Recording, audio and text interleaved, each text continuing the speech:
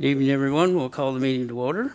First of all, we have the first I want to say welcome to Gordon Smith. Thank you very much for coming, and we'll be with you shortly.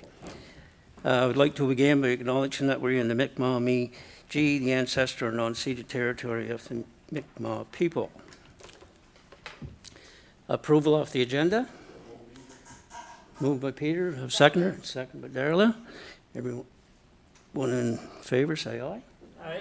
Contrary-minded, motion carried. Errors and omissions, corrections to the minutes of January 27th, 25. Any errors or omissions? Any errors or omissions? Any errors or omissions? The minutes stand as presented. Okay, Mr. Smith, we've got you for Coastal Land Planning Coordinator, and floor is yours. So I guess before we I talked to Gordon beforehand. He's going to do his presentation, and then we'll do our questions after that. Okay? Okay, go ahead, Gordon. Thanks very much. So I think today, first of all, thanks very much for inviting me up and taking time to have a chat about this issue. Gordon Smith, I'm the Coastal Land Use Planning Coordinator with the Nova Scotia Federation of Municipalities. I come to this, I was Director of Planning at the province for about 7 years. Then I was at Over Environment and Climate Change for a couple of years and was one of the authors of the Coastal Protection Action Plan. And then about a year ago, I joined NSFM to support them in this efforts to support municipalities. So what I'm going to do is just talk a little bit about my role very quickly. So what I'm supposed to be doing is assisting municipalities to implement policies and bylaws related to coastal land use. I take a little bit of a broad view of that. It's not just necessarily land use planning bylaws and municipal planning strategies. There's a lot of different policies that municipalities can adopt. So it's just kind of trying to identify what those could be or help municipalities think about that, think about the resources that they need, advocate to the province for them, connect you folks with supports that are available, and then look at capacity building and how can we get some more capacity into this space. My position is funded by the province, so they've given funding to NSFM to do this role. So just as a little bit of background, and then I'm going to talk a little bit about some of the history of what's happening in this space and what's out there, and then end with some resources that the council and your staff could look at as you think about advancing on this issue. So there's a picture of a report here, Weathering What's Ahead. That's from the province. That was a report put out probably about a year and a half, 2 years ago. And what it says is our climate's going to continue to change. Rain's going to be more intense. Storms are going to be more frequent and also more intense. And sea level's going to continue to rise. In the short term, flooding is going to be our primary concern. That's for about the next 30 years or so, and then after that, heat takes over. Interesting, if I look at what's happened in the last couple of years, that heat seems to be coming on a little bit more quickly, and certainly the drought and the dryness that we're experiencing this year, and the wildfires we saw in 2023 were kind of eye-openers for that, and that's not stuff that we've typically experienced in Nova Scotia. The other thing is the impacts are going to be different in different places. Not only due to topography and other environmental conditions, but also capacity of communities. And that's one thing that NSFM and myself recognize is different municipalities have different capacities to deal with this. And when I think about capacity, it's not only capacity of council and its staff, it's capacity of the people who live in those communities. So like social factors and other things, economic situations, and those things contribute to resilience. If I think about being resilient, if I'm healthy, if I have a good income, I have a good social network around me of friends and people who help me out when I've got a problem, then I'm more resilient because all those things just make me a little bit stronger and better able to weather things that come to me. And that's also true when we think about climate change, is resilience isn't just resilience of our infrastructure and things like that, it's also the resilience of our communities. So what's interesting is this report, I think it's good to have a look at. It's broken down by a sort of county area as you go around, and it breaks down the impacts differently for those as they are different. It also talks about like improving health, education, housing, income, and other social supports are important to reduce vulnerability. So that's something I think as councils think about this is not just to think about the physical aspects of this, but also the social aspects. So just getting into the history a little bit about this, there was about a year and a half ago, a little bit more than that, the action plan came out that the province put together, the Coastal Action Plan. There was 3 big sections in that. If you're at NSFM conference or other places, you might have seen me talk about this. Again, good place to just have a look at to see what are the commitments the province has made. So they talked about supporting informed decision making, so getting more information out there, supporting municipal leadership. There's pieces in there specific about what they're going to try to do to help municipalities, and then aligning resources with coastal protection. There's 15 different steps in there. I'm not going to read through them all in a whole lot of detail, but just give you that, and you could have a look at that. I did a needs assessment last fall. Out of that came a number of things that looked to be important in terms of trying to affect positive change in this space. So municipal elected capacity was one piece.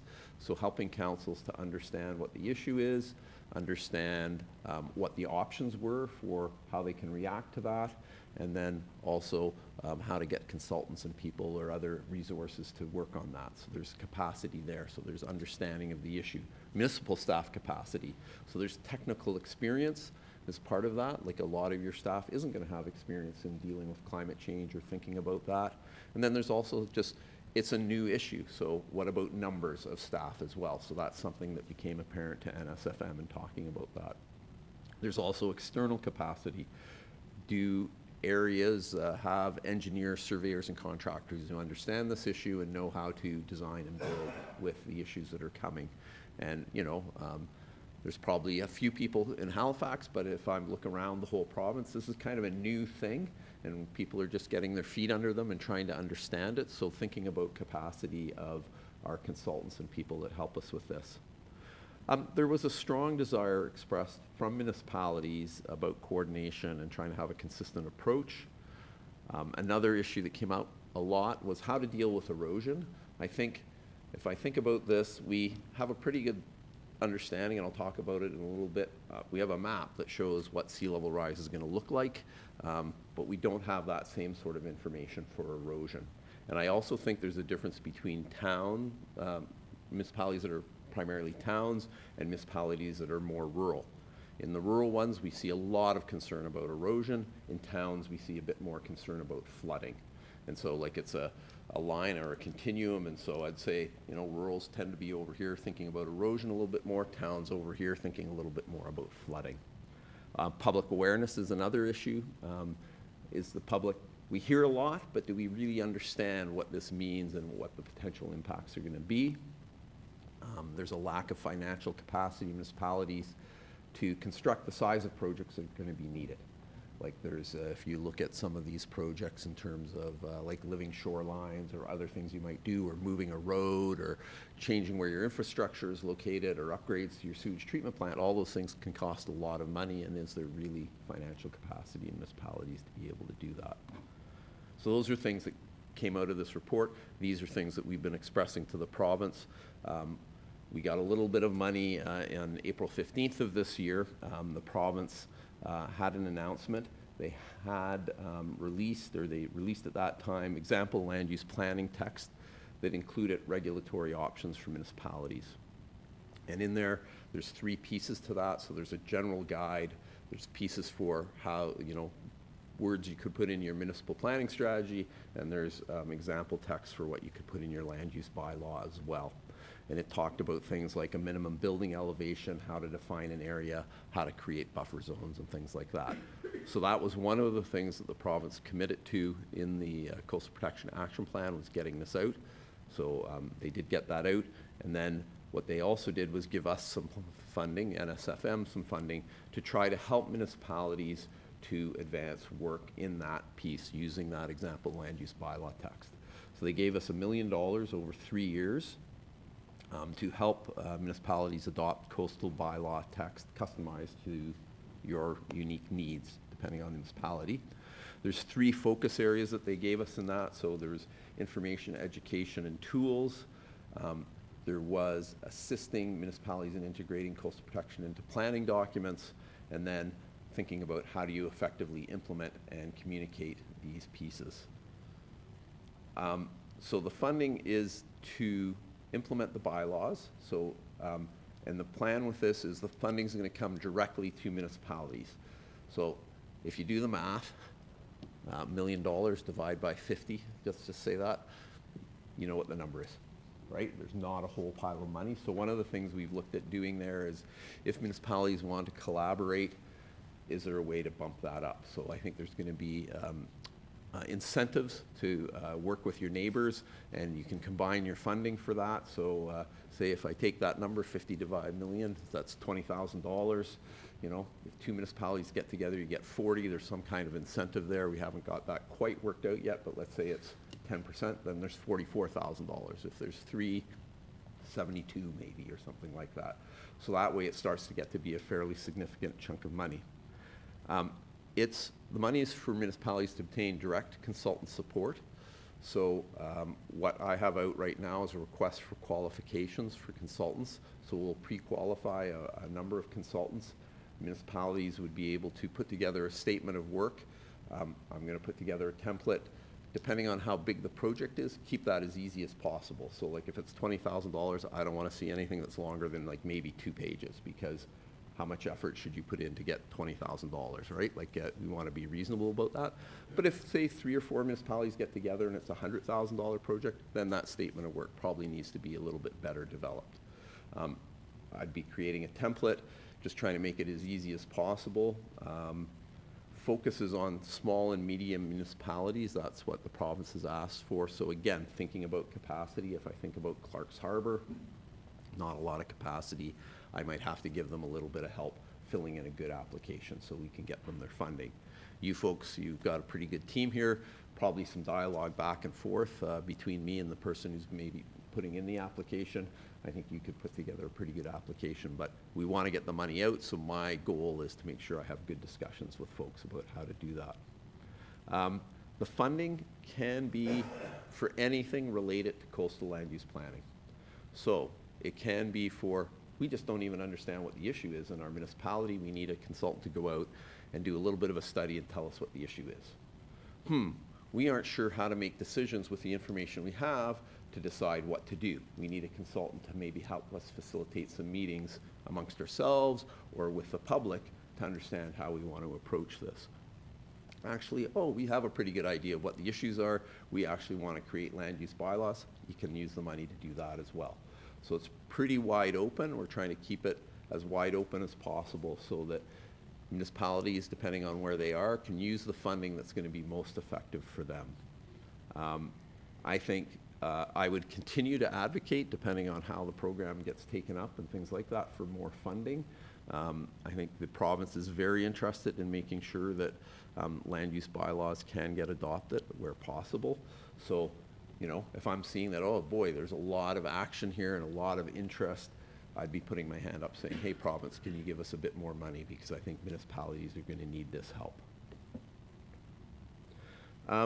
So for councils, I touched on it a little bit, but I think there's pieces of thinking about what are the issues that we're facing? You know, so I think that would be a first question if I was a council is, do I understand, like, okay, I hear this term sea level rise and climate change. Do I really know what that means for my municipality? I'll touch on where you can get some more information about that, but I think understanding that's the first place. Then the next thing is, I think, if I was a councillor, and you can all correct me if I'm wrong on how I think about this, but I would be saying, okay, what am I trying to do here? Like, am I trying to protect people from the coast? So there's erosion happening and their houses are going to fall in, or am I trying to protect the coast from people? Oh, there's like important wetlands we have here that, you know, or there's good important beaches. If we look down at the beach in District of Lunenburg, where somebody put armor stone right up against the edge of a very popular beach, and people were upset about that because it impeded their access to the beach, especially at high tide. Are we trying to stop stuff like that, or are we trying to do a little bit of both? You know, so I think taking some time to think about what are we concerned about as council. And then I think there's also finding out what are the concerns of our residents.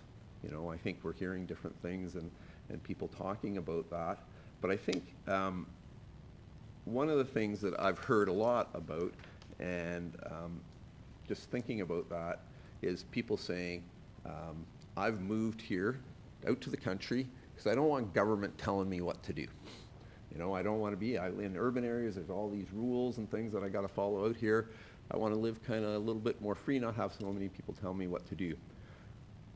You're going to get questions like that if you start to do this, I think, in the grocery line, at the liquor store, wherever, the gas station and things like that. But part of what I think is important to understand here, and I think about it, is when there's a problem, people are going to want disaster relief.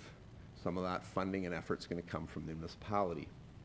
They're going to want first responders to come in and help them if there's a disaster and they need to get pulled out of a dangerous situation. They're going to want insurance, right? Because they want to insure their property because it's a big investment for them.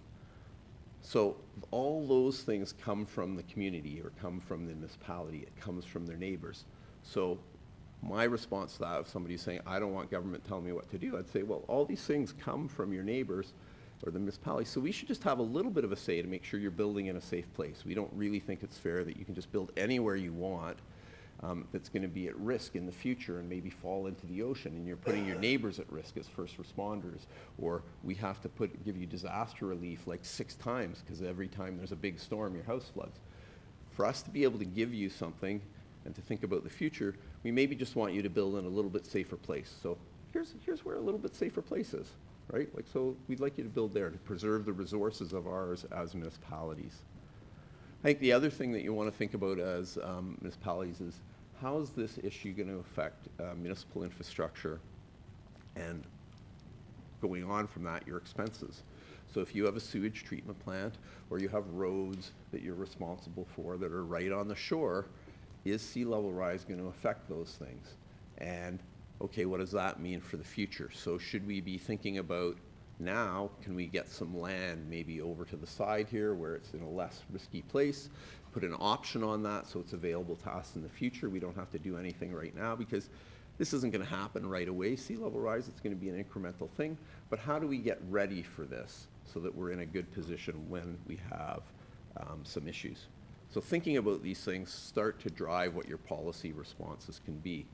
And land use planning is only one type of policy response. Part of it is it only looks at the future. It manages future development. It doesn't help you with anything that's already been built. But I would say that it's important to think about, because if you're helping people not to build in unsafe places and you don't have to spend money dealing with that, that saves you money in the long term, and you can take that money you've saved to spend on how do we do things with what we already have that's existing. So I think that's the piece of it, and thinking about this carefully. So thinking about some resources and things that might be there, this is just a screen grab from the coastal hazard map that the province has put out. They've done projections out to 2100. They have current, 2050, and then 2100. 2100, the way they've done it is high risk. Like, what happens if we as society don't decide to do anything about our greenhouse gas emissions? What could this look like? And that's what that shows. It's a little less certain because we're kind of crystal ball gazing. We're guessing what that's going to look like. But if we look at 2050, which is about 30 years, 25 years from now, doesn't matter what projection that the scientists use, the amount of sea level rise is going to be basically the same. So you could look at 2050, which is kind of a time from a planning horizon where we kind of look, what's going to, like 25 years out, that kind of makes sense. Oh, we're going to start approving land development in these areas here. We can be pretty sure that this number is right. Yeah, it doesn't matter, because what happens is the projections all stay close together, and then when you get past 2050 and we get into that uncertainty, that's where they get wide. So part of this is understanding risk profile. What's our risk profile as a municipality? Or also thinking about it the way I think about it sometimes is, doesn't matter what projection I use, this thing's at risk. So 2050 for sure. Anything I do in that area, that's going to be at risk of flooding. 2100, well, maybe I don't want to build my sewage treatment plant or some large piece of infrastructure that's going to be there, because that would be catastrophic if that scenario came, and that's going to be damaging. Or I'm just investing something here like a baseball diamond, maybe that's okay because it's not that expensive to fix compared to a sewage treatment plant or another large piece of infrastructure. So I think what I'd say is have a look at the map, and that'll start helping you to look. It's really interesting. You can put in there, you could type in your address, and it'll take you right to your property. You can type in your property identification number. You can just type in your community name. There's a whole lot of ways to navigate to where you might be interested in. The other thing to think about, and sorry, the text is so small there. I can't see it up there, but so I apologize for that, is erosion. So there's two pieces to coastal issues and sea level rise. Coastal issues and so those, and the two issues for coastal things are sea level rise, which is flooding, and then there's erosion. And so erosion, we're less certain about what's going to happen there because there's such variable conditions along the coast. If I think about a property, I can have a granite outcrop that's going out, a point that's going out into the ocean, and beside that I can have just a sand beach with a salt marsh in behind it. And that's just on my one property. The granite's not going to erode, but the sand at the salt marsh sure is. And that salt marsh, if that sort of barrier beach gets washed out, then I've got a big inlet there all of a sudden. So it's very different, so it's very hard to kind of map that. But the things to think about a little bit here are things that affect that, something called fetch. So that's how far does the open ocean go from this piece of property? So if there's an island that protects that property that's only a kilometer away, the waves can't build up. But if it's the open ocean, like all the way to Newfoundland or England, depending on what part of the province you're on, that can build up a large fetch. And so these numbers are like, if that's over 100 kilometers, that's where it makes a difference. So it's 0 to 10, 10 to 50, and 50 to 100. The other thing with erosion that's interesting, it isn't kind of just a slow process. It can be really fast in two ways. So you can have a storm. So we've seen that on the North Shore. If we go west of here, there was a lot of erosion in Hurricane Fiona, up to 10 meters in one storm in one place. That's 30 feet. So that can be sudden that way, but there also can be slumping is another thing that can happen, and you don't even really see that happening. There's water gets into the soil, and then all of a sudden it just lets go, and it's gone, like that. So those are things we have to be worried about.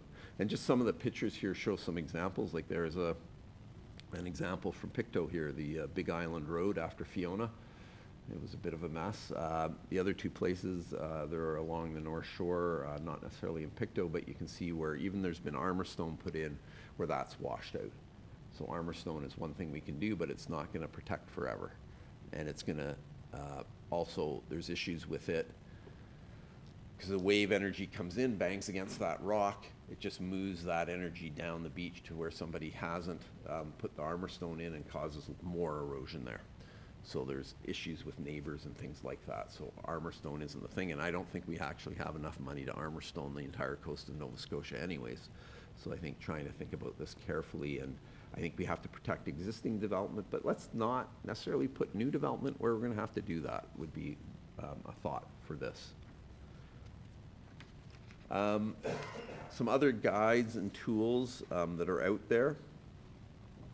You can get a coastal hazard assessment report done for any property in Nova Scotia. Anybody can ask for any property.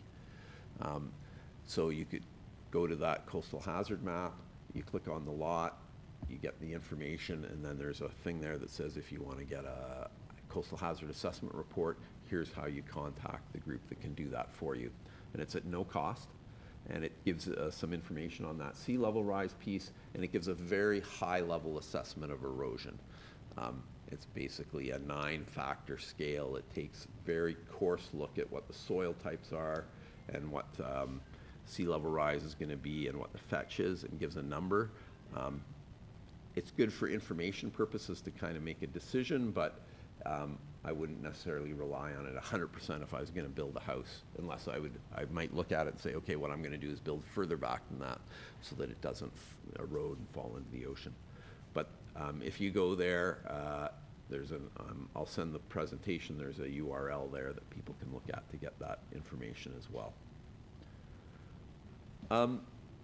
So there's also a checklist for buying a home in Nova Scotia. Now, you might not think that's very relevant to council, but I think it's some of the questions that it asks there is really good. That also helps people to think about it is like, what is the hazards that this coastal hazard map shows? Does the municipality have flood maps that include the property I'm looking at? Are there streams or rivers? Because they also can affect flooding and coastal erosion and things like that. So I think just if you're informing yourself about things that you want to think about on this issue, I'd say have a look at this. And again, the easiest way to find all this information is I just went to Google and I went to Nova Scotia coastal hazard assessments or coastal hazards, coastal issues, something like that, and it takes you to the provincial website, and there's a whole list of information there and things you can download. Other guides that are out there, there's a video that the Nova Scotia Association of Realtors has put out. It's focused on people buying property here, but again, it does a really good job of explaining the issues. It's actually a really well done video for people, and I recommend anybody, if you know anybody who's looking at buying coastal property, point them to this video, because I think it gives a pretty balanced view of it. Like, we all understand we want to have coastal property, but here's just some of the issues you need to think about. And the other thing I appreciate about it as a planner, having a planning background, is it says, look at the land use bylaws that are in place before you buy your property and make sure you can actually build your dream home there. Because there are sometimes rules, and I think with minimum planning requirements that have been brought in by the province, those exist for here as well. A couple of other guides, safeguarding your coastal property, again for property owners, but have a look at and what are some of the different ways to think about this, and then also thinking about nature-based solutions. So it's not just necessarily has to be hard armor, there's other ways to do things. And again, these are guides that the province has put together, but again, I think just getting them, flipping through them, having a look at them will help councilors to understand the issue. The other piece here that I'm going to touch on is the Climate Atlantic. They have a coastal adaptation toolkit. So if you, again, Googled these terms, you'd get there. It's interesting because it has a questionnaire that you can go through. It has 4 communities, which would be quite relevant for a municipality, and talks about things that municipalities can do. But there's also one for individual property owners that they could go through and look at. And there's 3 parts to that. Whoops, sorry. There's 3 parts to that. So there's guidance for selecting adaptation options. There's land use planning tools, adaptation options, and there's 50 examples of different land use approaches. So again, I think that would be super relevant to municipalities that's looking at maybe trying to implement something. And then there's coastal intervention and engineering considerations as well.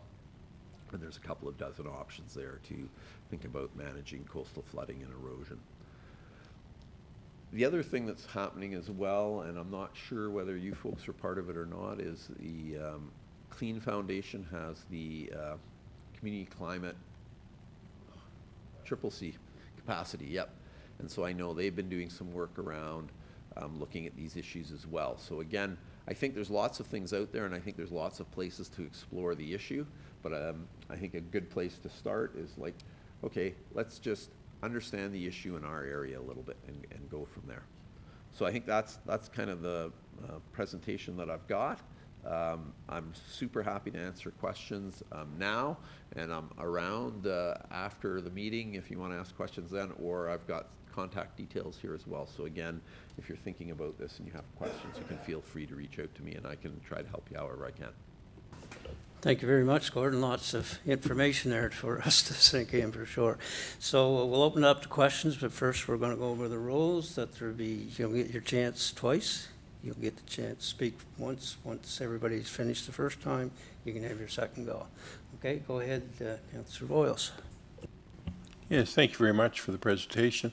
I was just wondering, I've been in a lot of things over the last, 50 years, likely turn around, and at one time they told us that in 20 years that trees would not be the same as they are now, that there would just be bushes, that you wouldn't see trees like they are now, and that just was not true. You can see every tree, it's the same. So I was just wondering, when you got the prediction there that, in 25 years or whatever, that, we're going to be into a lot worse or whatever, how solid is that, or is it the same thing? They're just thinking that's the way it'll be. So it's pretty solid. Like that information's coming from the International Panel on Climate Change. So it's a group of scientists around the world who've been looking at it. It's a collaborative effort, so it's not just one or two people kind of saying it, or just one university. It's a large group. And I think what they've done is they've taken what they call an ensemble of projections. So they've looked at like 60 or 80 projections that have been done by a whole bunch of different folks and said, this is what it's going to be like. We had done some work when I was with the government to look at this as well, and we had St. FX University look at it, and Dalhousie, and then we sent that across a number of universities across Canada to just get sort of peer review, and are we good with this? So I feel good about that. 2050, good. 2100, I don't think it's going to go down from 2050. It's going to go up. It's how much is it going to go up is the question I would have. And again, I think even if the numbers aren't exactly right, it's an idea around risk, right? So what risk are we as a municipality willing to accept, right? Like, and if we do this, could that be catastrophic for us if that failed, is the way I would start to look at it. And it's kind of like buying insurance a little bit, because the other example I like to give is a fire hall. Oh, this map shows that the fire hall where it exists could be at risk right now. So this isn't going to happen tomorrow, but let's again do that thing. Let's get an option on a piece of land in a place that's safer. We pay a little bit of money to the owner for that we can exercise that at some point in the future. Let's maybe not be investing quite so much money in keeping this current fire hall up, and let's put that money aside, and then when we need to, we can exercise our option and build a new fire hall in this safer place. And again, there's a number of factors that would contribute to what's safer, so you could be looking at what future development's going to look like. So maybe we want it closer to places where we're going to build some more homes. Also, just not in a place where we think it's going to flood, or the roads to it are going to flood. So things like that. So it's kind of, I think it's not necessarily saying you have to spend a whole bunch of money right now, but it's thinking about how can we just think about the future a little bit more and just manage our risk, right? Like, because I think that's an important thing for municipalities to think about is that the future of the municipality. Yeah. Okay, Peter, no? Okay, Robert, you're next, or Warren? Thank you, Mr. Chair. Thank you for the presentation, Gordon. I'm sort of on both sides of this issue. There's something that bothers me a lot about how it's taking place, and then there's all of what you talked about here tonight, which is all good stuff that we need to be aware of. We need to be watching for our residents and for our land and everything. But, and you've heard me talk about this before at NSFM, if this is so good for us, then why did the province back away when you were working for them, and they even got the text that we can use for our bylaws? They had everything all worked out. Yet something caused them to back away from that, which makes our council, when we discussed it here earlier one time, leery of, well, if it's not good for the province, maybe it's not good for us to be, are we going to get caught in lawsuits when we put certain restrictions in and whatnot, and then, okay, you guys said it was safe to build there, and there's my house in the water. And I'm sure there's all kinds of protection there. That was one of the main things that came up with this council was, the insurance and, the liability that we perhaps could be getting into.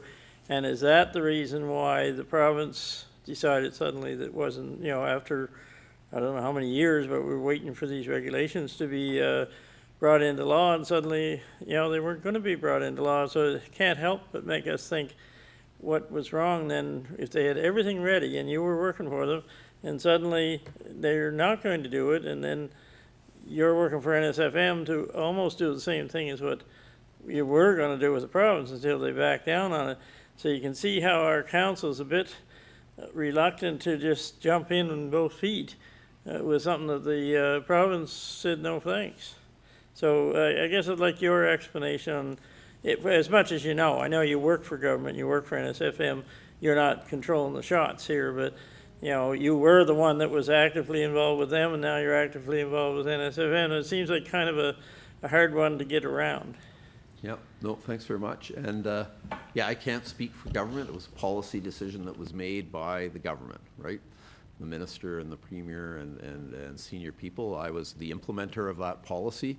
I think the reason I'm sitting here before you is because I still really believe that it is an important issue, and I'm continuing to try to help in whatever way I can. That's why I've taken on the role with NSFM, is to do that, is to, from a personal point of view, is like I want to continue to be involved in this and do it. I hear what you're saying. You know, it's an interesting challenge. Land use issues are municipal issues. I really believe personally that municipalities are at the coalface of this issue. Like, there's a lot of levers that municipalities have that they can deal with this. I really believe that there aren't sufficient resources, like I was saying earlier about money and capacity. So that's what I'm trying to do, is help out where I can there. Given this is the world we are in, how can I help? And that's really why I'm here. I think it's interesting around liability. That's a super challenging one, because by doing nothing, in some ways, you're doing something. You're allowing development to happen there, so somebody could still sue you. Say, you allowed me to develop there, you should have known it was unsafe, right? So it's a tough place for municipalities. I agree 100% with you. But I think showing that councils educated themselves about the issue, made some decisions, trying to do what works for council and their residents, I think you're getting yourself on a solid footing to try to do things, right? So it's that risk management piece I go back to again. That's a different sort of set of risks that council needs to decide about as you make decisions on how are you going to work in this space, recognizing this, right? And again, like also thinking about what are our responsibilities in this space, and it's not an easy spot. I certainly hear you. Say my other one to next. You- No, I'll save Okay, it to the go next ahead, round. Randy. I'm glad because he asked two of my questions, so,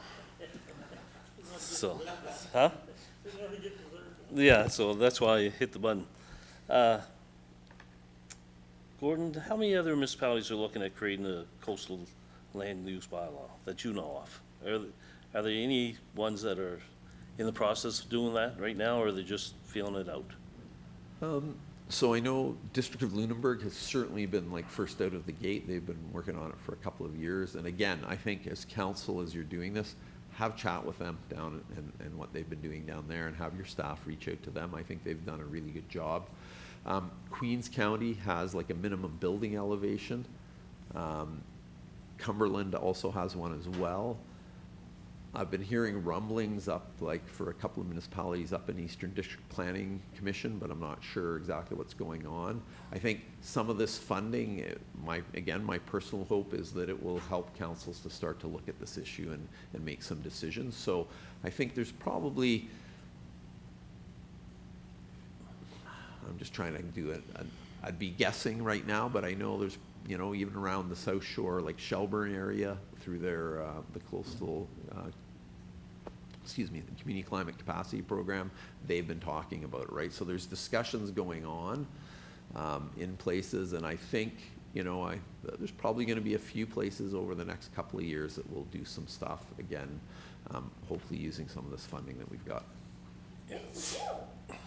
Bless you. And $1 million is not a lot of money for the stuff, and for $20,000 for consultants, that's not very little money. But anyway, my other thing was the legal issue, right? So, you know, here's somebody that owns a vacant lot on the shoreline. We implement a land use bylaw saying you have to have a setback or so. Now their property doesn't meet that criteria. So they're out, maybe they paid the price of these lots that are going in our area is crazy. I know a guy that paid $120,000 for a lot along the coast. It's a lot of money. And if you tell him that he can't build on that lot because he doesn't meet the criteria that we set out, I'd say we're into legal issues, like the warden said, right? So, and a lot of these people have deep pockets, a lot deeper than the municipalities have, right? So, it's something that we gotta be concerned of. Yeah. The other thing is, I agree, if this was such a great plan, then the province should have implemented and made it province-wide. They did that with the wind energy bylaw. So, you know, we worked on that for many years, and then all of a sudden, that's gone. We have to use their bylaw. So, you know, I see this as being very similar, so.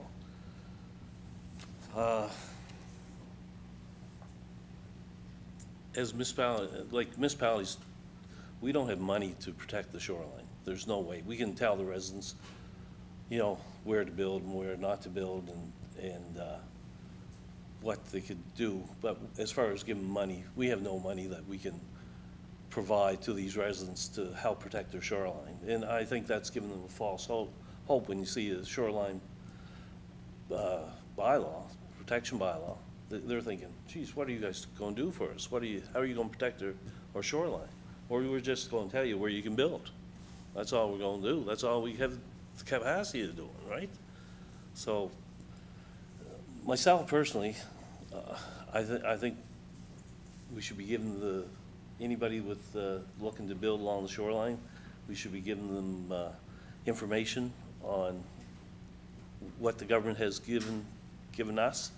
Give that to them through our building inspectors and say, listen, this is what's taking place, and it's really up to you where you want to go, but they have to meet the setback for their septic sewer systems and things like that. So, you know, there is a setback distance, but as far as telling them the high water mark and things like that, I just think that it's really up to the residents if they want to be, and it's up to the insurance companies if they want to insure these people that build that close.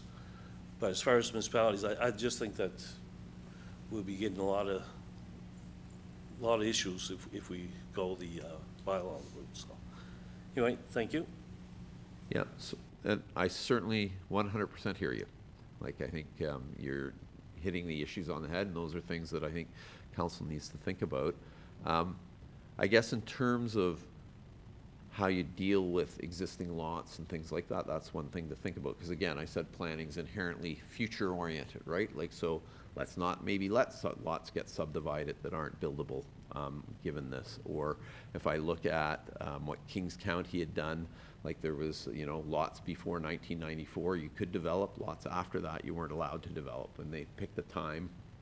So again, that could be something that if council decides to go this way, is to say, okay, any existing lot right now, yeah, even though we're not super happy about it and it could be at risk, you can build on it, but here's a bunch of information like you're saying, that so you think about where you build, but what we're going to do is set up for the future not to allow building on new lots in those areas that are in areas that are risk or something like that. So I think there's ways to try to maneuver through it that, you know, there's no perfect solution, but it's, again, that future orientation of land use planning, and then how do we kind of protect our resources so that we can think about, you know, where we do have those difficult situations and things like that.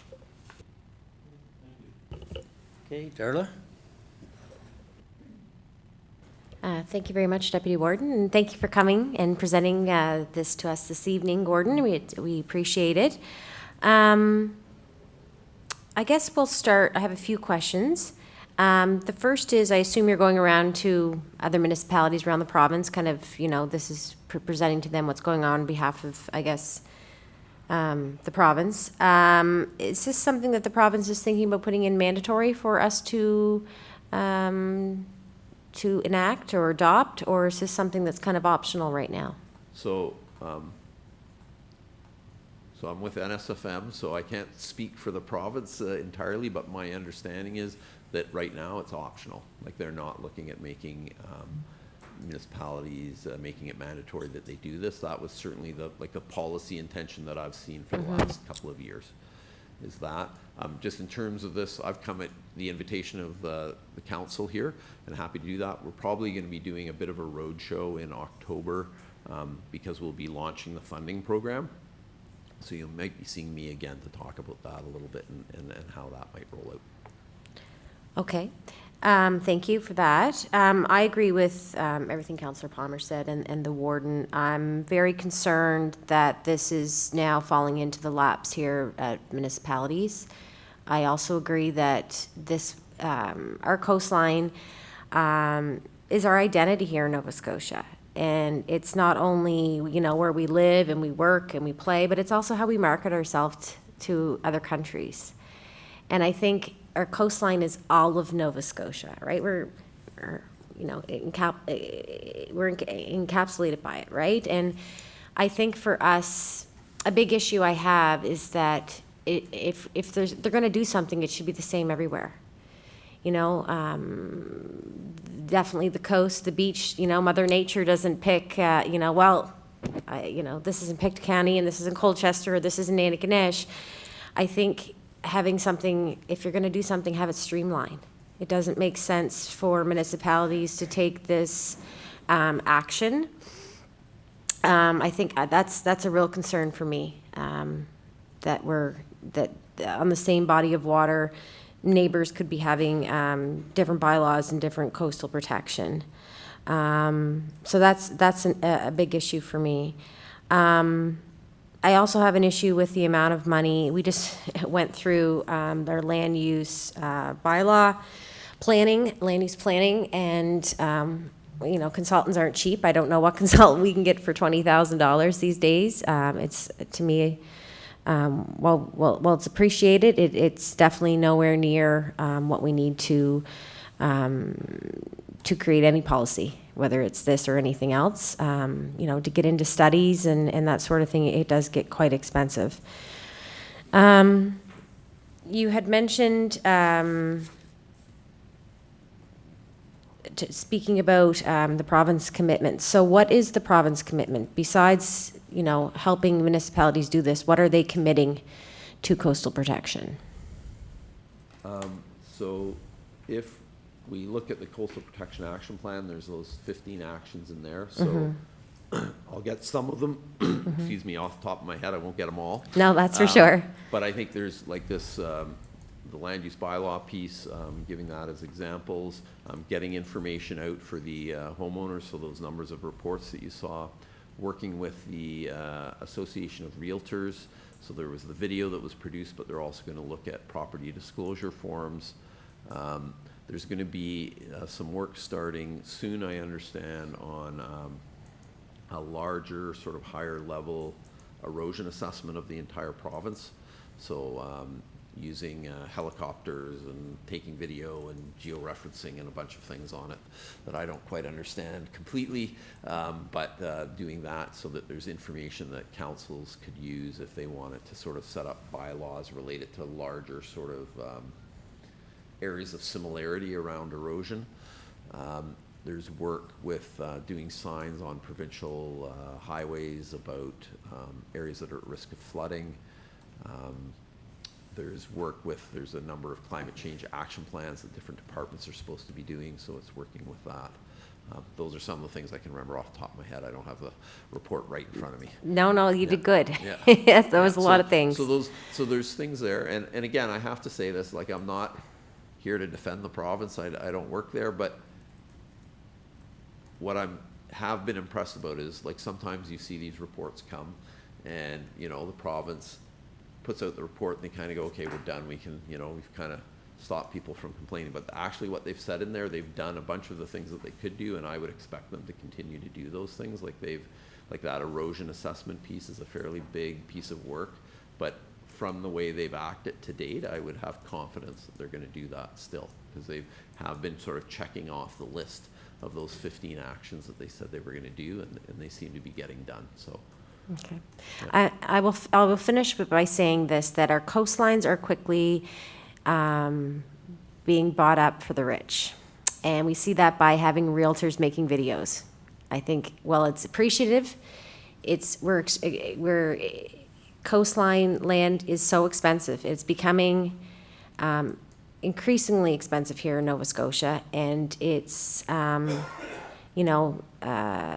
brought. There's lots of people coming in, and of course they want to live in Nova Scotia. It's beautiful along the coast, but with the right amount of money, you can build whatever you'd like, wherever you'd like on your property. And, your bank account will dictate what kind of septic system you put in, whereabouts, you're on the property, whereabouts, what your beach access could look like. So, I think at the end of the day, it really is up to the homeowner. I think there's liability both ways, by doing nothing and by doing something.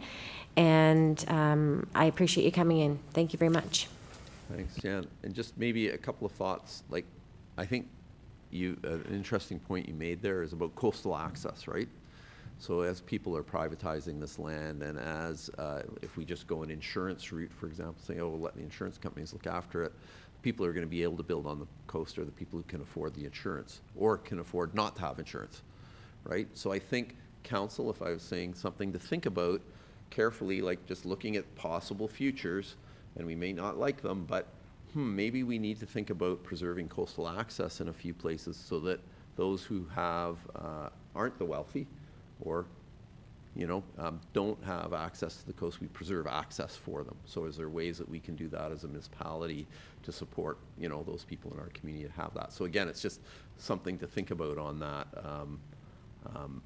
as an issue that you've raised about access, right? Because that's one of my concerns, is that we are a coastal province, and having access to the coast is really important. So do we have a role as different levels of government to preserve that in different ways? So it's, again, just something, it's another issue to think about, sorry. Larry? Thank you, Mr. Chair. Thank you, Gordon, for your presentation and all your information you're sharing with us here tonight. I guess I have two areas of concern, or actually two areas of questioning regarding resources and funding. He's talked about your role in resources and funding. One of the main players in this whole conversation is as you mentioned, the insurance industry. So does the insurance industry have resources and funding that municipalities can tap into? And if they do, how do we access that? Or could you is your department be a conduit into that pool of resources and funding, or do we have to go about that separately? So, because they're a major player in this whole conversation. Yeah, absolutely. So I know there have been some municipalities that have gotten funding through like the Intact Center on climate change. That's they're based in Ontario, but they have applied, and there's been municipalities in the Atlantic provinces that have gotten that. Charlottetown's an example. So there is funding available.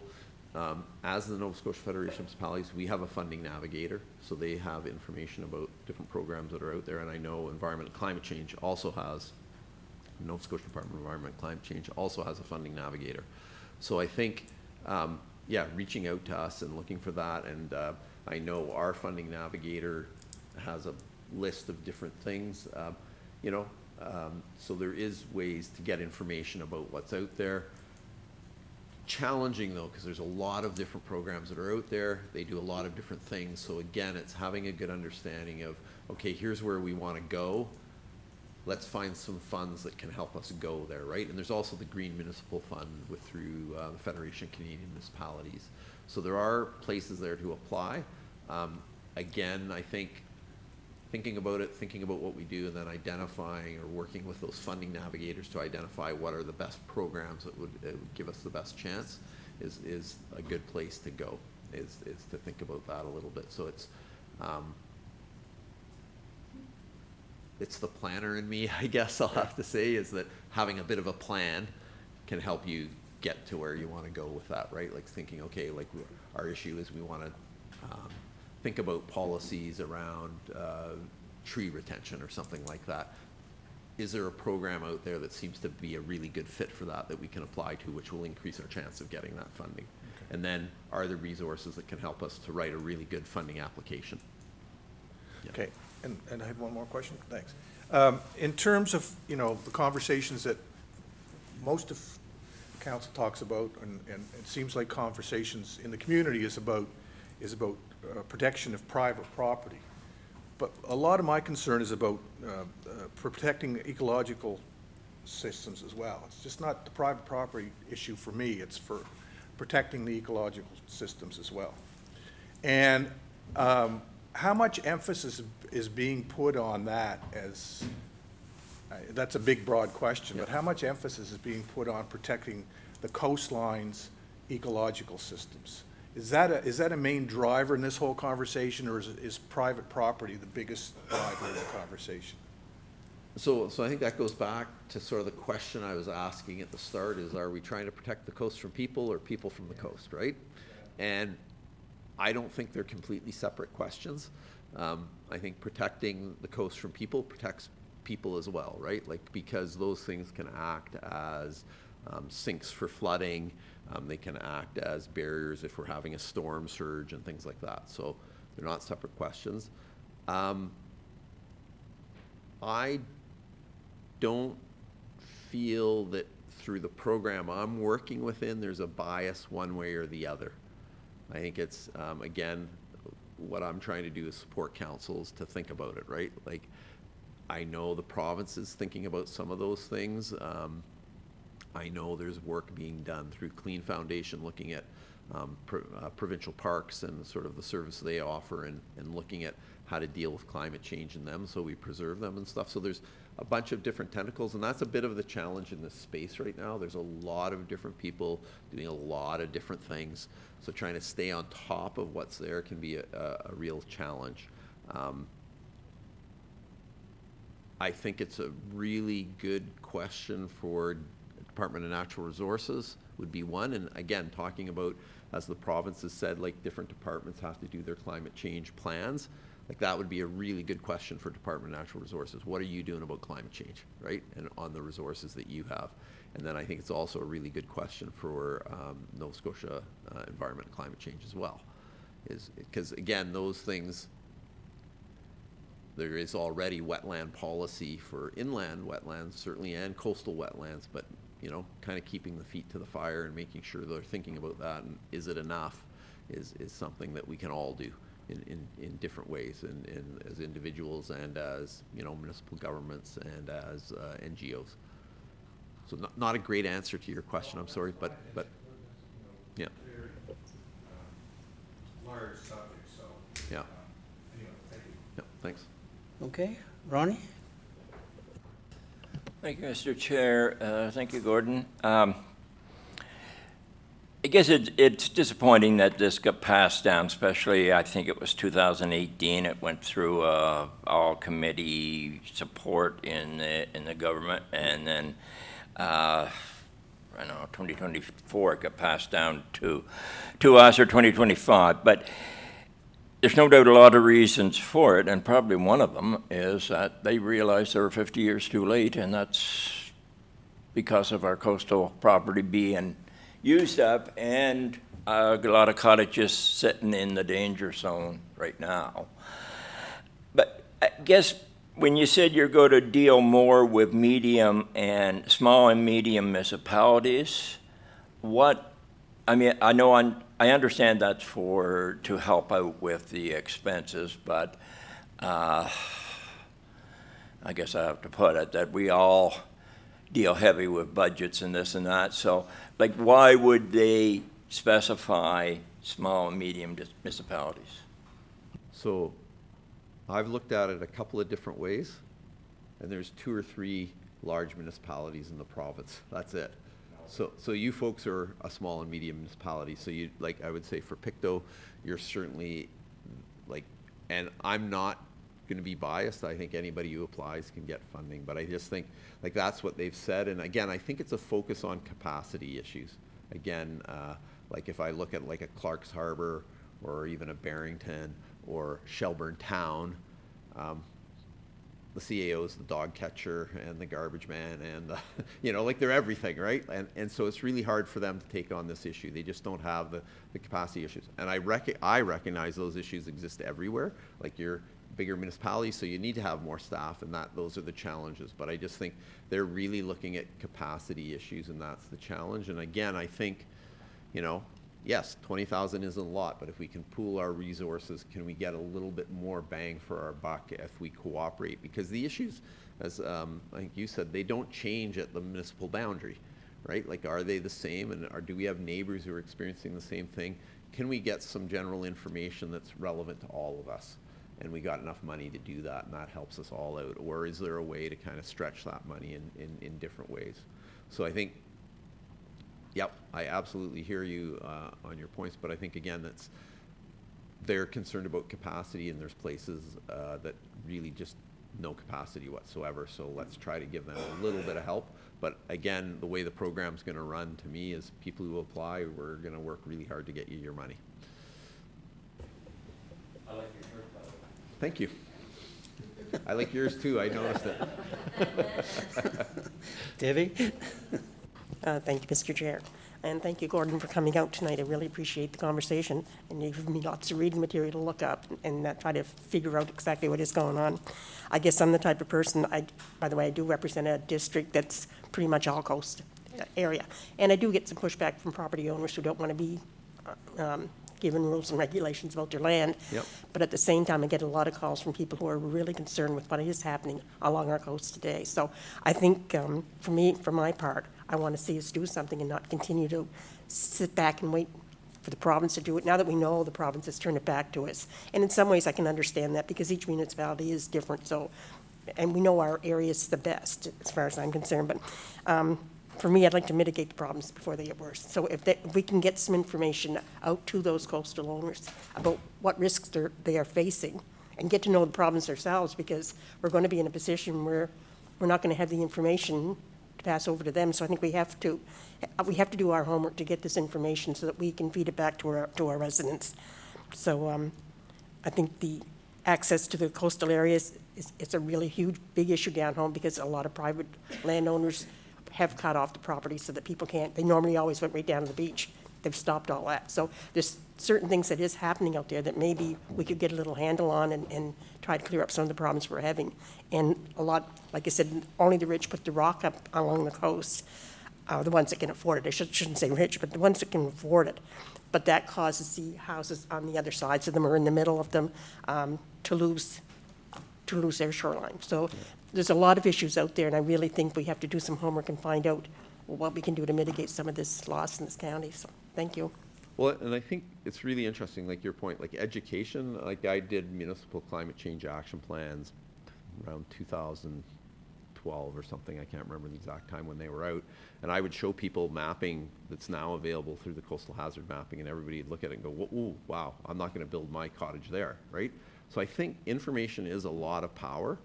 So again, maybe that's another approach the municipality can take and think about is, okay, if we're trying to mitigate risk, when people are coming in and talking about getting a building permit, what are the resources we can point them to? Say, okay, yeah, we hear you want to get a building permit, but maybe you want to look at these 4 or 5 things before you decide where you're going to build.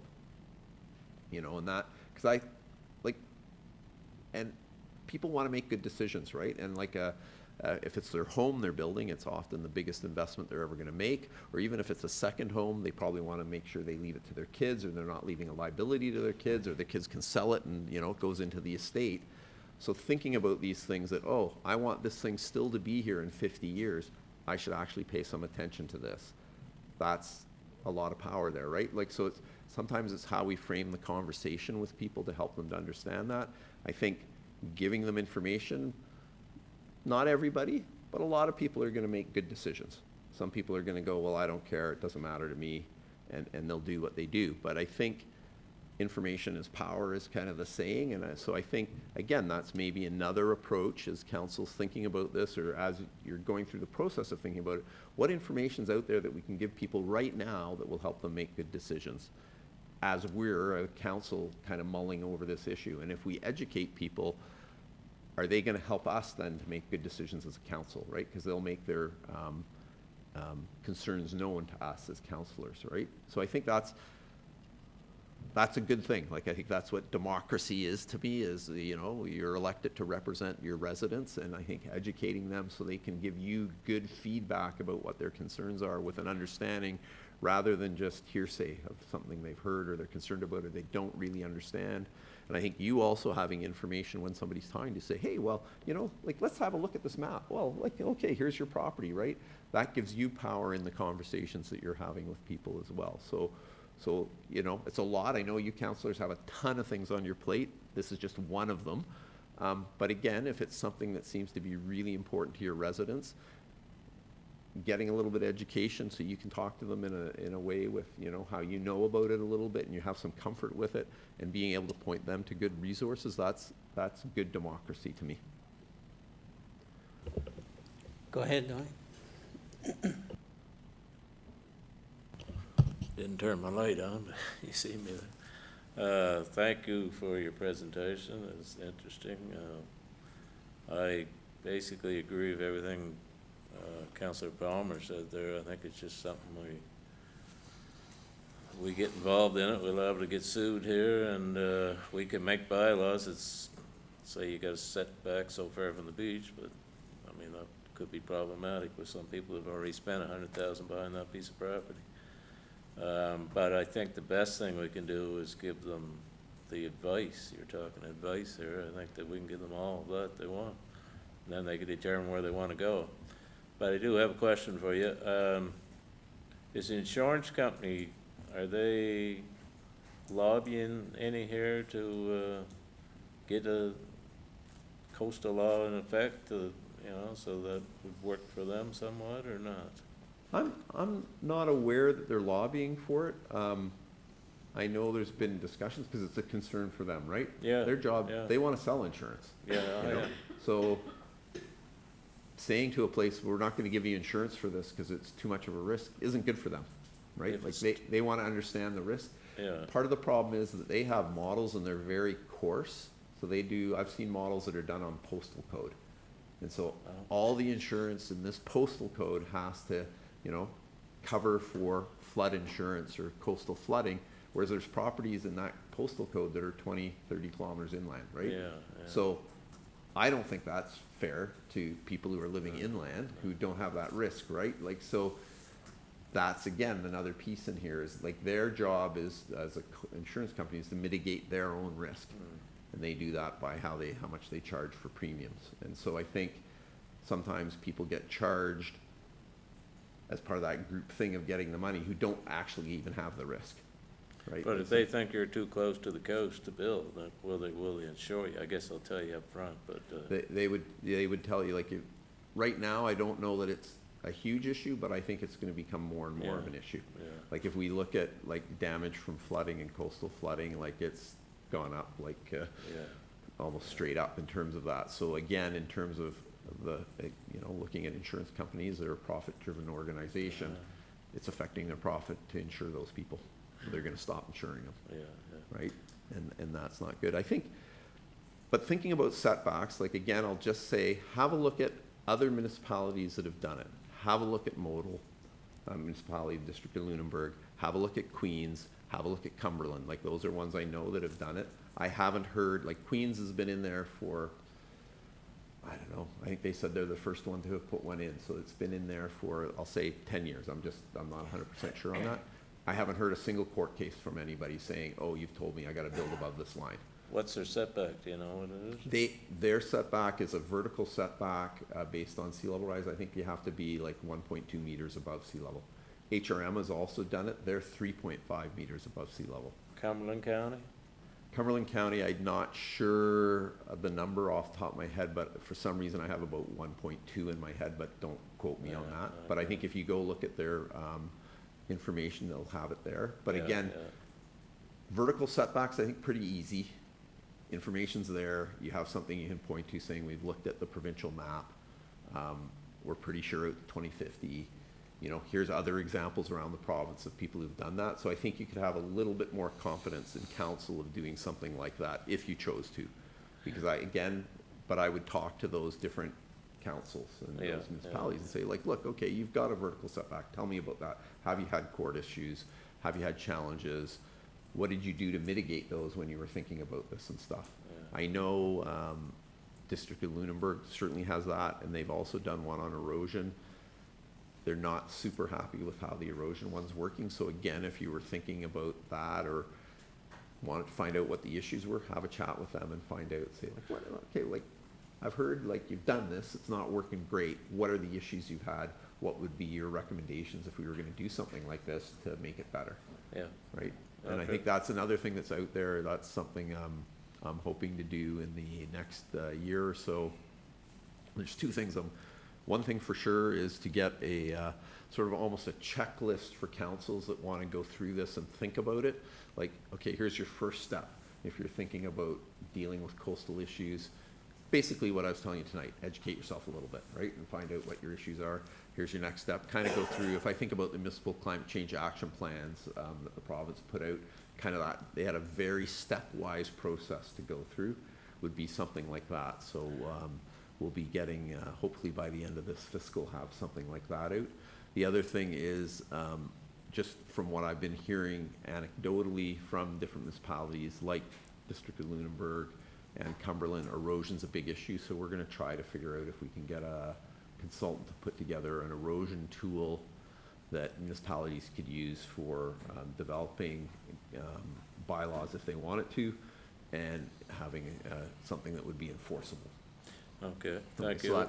so that hopefully it would, not so sure on when that'll come out, but that's something that's there. So I think those, again, just recognizing what the issues for municipalities are is trying to get more information that municipalities could use if they choose. Thank you, Mr. Chair. Welcome. Andy, you have anything for this first round? Okay, before we set the second, Logan has a question there, he'd like to answer. Question or ask. Hi, thank you, Mr. Chair, and thank you for the presentation. At a staff level, we've participated for the past few years in the Green Shores Local Government Working Group on nature-based coastal protection. The big item that's discussed around that table is the possibility of incentivization for coastal protection rather than straight-up prohibitions. So Yep. reduction of building permitting fees, those types of things to incentivize nature-based coastal protection solutions, as opposed to outright prohibiting development within those areas. So wondering about your thoughts on that. And then as a second point, what role, whether or not you've seen examples or you think there's a possibility to use land transfers through the subdivision process to provide coastal access, and if you've seen that successful in different areas. We chose not to do parkland transfer as part of our land use planning exercise, but are there other municipalities that you've seen success with through the subdivision process of using such similar land transfer options for maintaining coastal access to the general population? Yep.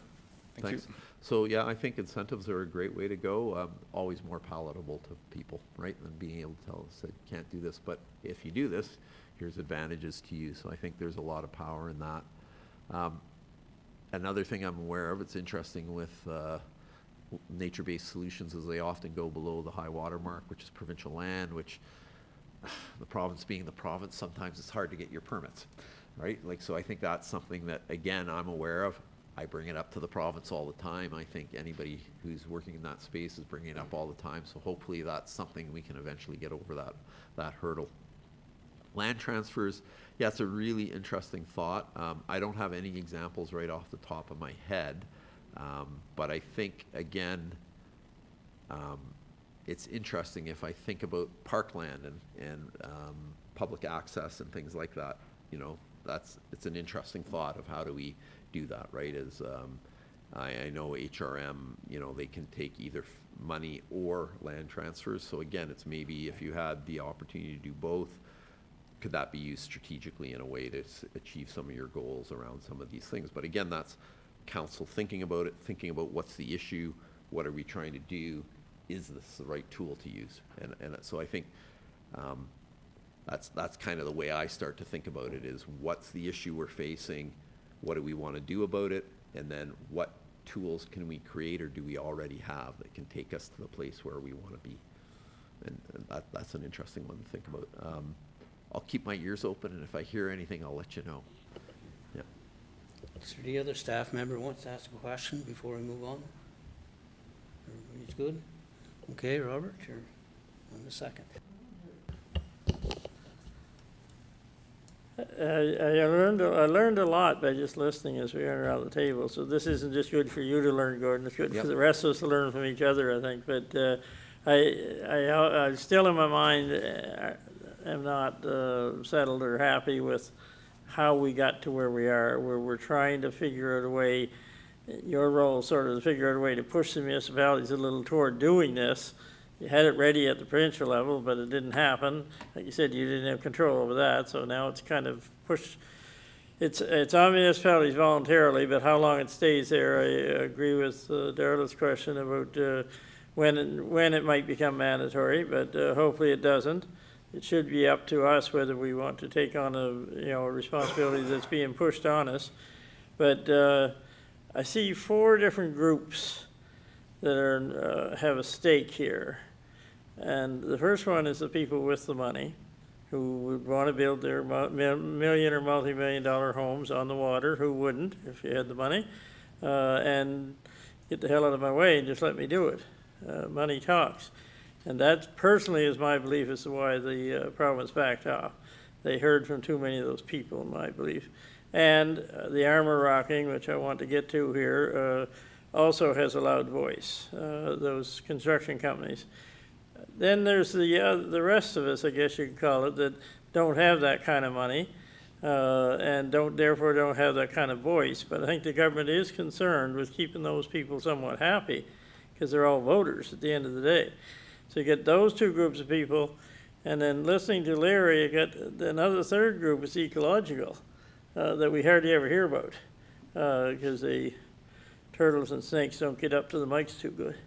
But so there's a whole nother world living around us that we're actually talking about in the committee that Darla chairs on the anti-littering committee. That's why we come up with the posters of the animals saying, "Don't litter our community." So there's that community, but then I think it was Darla too that mentioned, it's the whole of our province. We sell our province based on shoreline. So that's our collective community.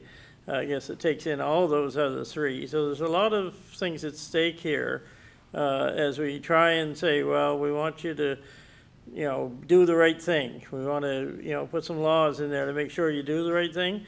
Well, there's a lot of right things, I think. And it's very hard for us to, as a council, to say, should we wade into this or do we just kind of stand to one side and see what happens? When we hear about it as a council, is when something goes wrong, when somebody won't let people cross that line anymore to get to the beach. We're going to hear then for sure. Somebody puts a whole lot of armor rock in right next to somebody else that doesn't have the money to do it. So suddenly their property is eroded badly because of what somebody else next door did to them. That we hear about it then, but those are the only times we hear much other than in a Fiona or whatever and all hell breaks loose and you can be guaranteed that Big Island and the coast up along River John are going to take a hell of a beating. Then we're going to hear about it. But how do we know, how do we determine whether to step forward here? That's going to be our decision, after you're long gone from here, just in this room. Yep. The, I'll try not to die on the drive on the way home. drive safe. So I'm thinking down the road, how do we make a decision, or that's a decision we have to make as a council. So this little, I'll call it a pittance of money that's available, if it's around 20,000 each or something, could we, council would have to discuss this, can we use that to try and gauge, if nothing else, just gauge where the public's at? Is it only 2% that are really concerned at all, or is it 25, 30, or 50%? We don't know that. We know by the few times we get approached when something goes wrong. Logan and I sat in, 2 years ago now, with a lady formerly from Scottsboro, and her and her husband. They have a place up along Caribou somewhere. And exactly what I just mentioned happened to them. you know, their neighbors on both sides, I think, put in a whole lot of armor rock, and suddenly their property was just decimated, you know, it forced all the energy into there.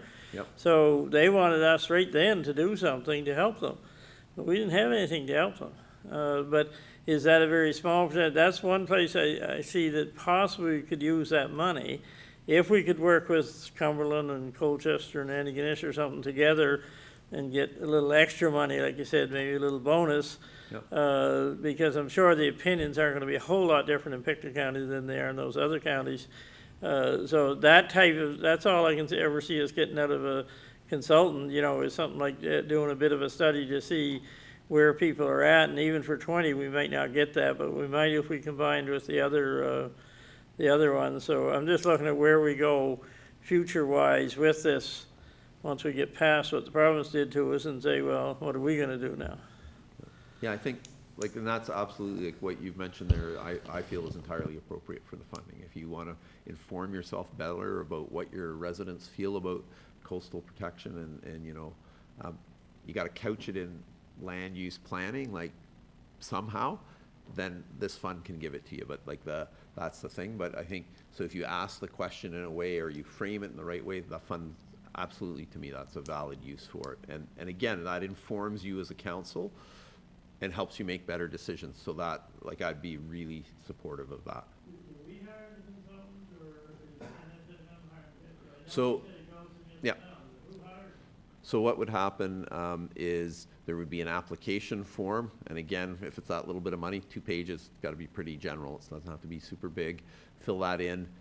There's going to be a group of consultants that are have been qualified through the request for qualifications that I have, and then what I would do is send that out to those consultants. They would respond. I would give you the responses back, and you could say, okay, here's the one we want to work with, and then we would have an agreement, NSFM and the municipality, that when you are satisfied that they've done the work, you let me know, I pay them. So you don't even have to go through that rigmarole of cutting the check and stuff. That's up to me to do. You would have 100% say in it. I would have no say in that at all. It just has to come out of that group of consultants, right? Like, so they're, you know, I'm hoping to get 5 or 6, and that there's a variety there, and that there's people that councils have worked with before. So if you have a certain level of confidence in somebody that you want to work with, you pick them, and that's fine. So there's a little bit of work there between us just to make sure that I'm talking to the right person in your organization to say, pay the check. Okay, thank you. Okay, any further questions? Okay, thank you very much, Mr. Smith, for coming, and I'm sure there's councillors have questions of their own. You said you would stay behind and answer them, so Sure. again, thank you very much, and the meeting is adjourned. Thank you very much. And my contact details are there. I'll send out the presentation. I'll send it to council here, to the staff. They'll distribute it to you. Feel free to call me anytime. I'm happy to help if I can. Oh, thanks.